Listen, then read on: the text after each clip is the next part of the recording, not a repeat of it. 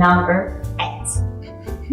So I think what I would be telling Clyde is to build systems from day one. Build it as if we already have 100 stores, even though we only had 1 or 2, because that will prepare us for the future.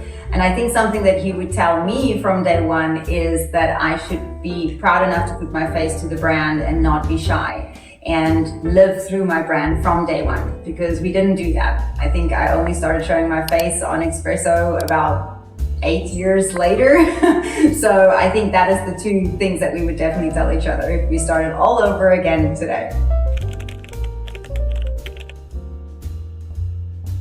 I think a saying that I used to love as well, but I think it is a bit on the rubbish side, is if you build it, they will come. Now, let's be honest, you can open up the most beautiful spa, the most beautiful coffee shop, a restaurant, any type of business you can think about. But if people don't know what you're selling, if they don't connect with your brand, if they don't see what your product and service is solving a problem that they have, then people will not come. I see this all the time, and it saddens me because the product and service that they have is amazing and it's brilliant, but they either just believe that having the business will allow and attract the right amount of customers just automatically, or they just believe that they don't need social media, or they don't need to push people or share their story too much. A lot of small business owners don't want to put their face to the brand. And I get that, because it is scary to put your face out on social media or in articles, but this is how we connect to people. I love supporting small businesses, especially if I know the woman or the man behind it. I know their story, I know why they started it and why they're still doing it 10 or 20 years later. So if you're in that situation where you've got a business, don't just build it and expect people to come. Use that opportunity to tell people why your product and service is different, so that you can show them how you are the best choice for them. For me, this had to be when we had our first 3 stores, and I was working at our 1 store in town, and I arrived at the store at about 5 o'clock in the morning, and there was no staff waiting for me.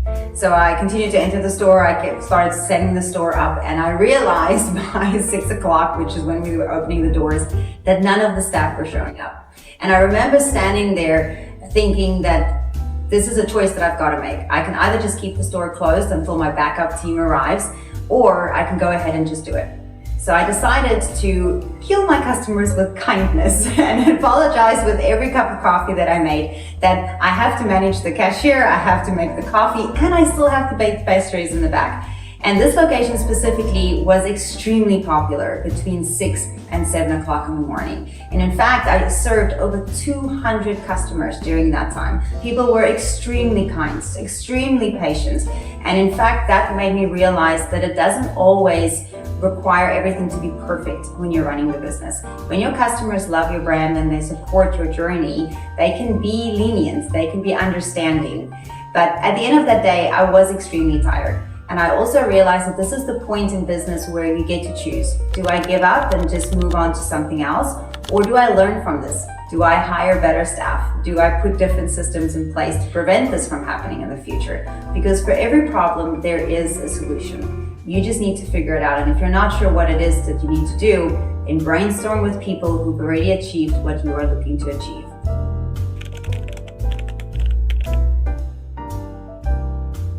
I think if you want to see your business really grow and scale and maybe explode into something you cannot even imagine, you have to be able to think outside the box and you have to be ready to evolve.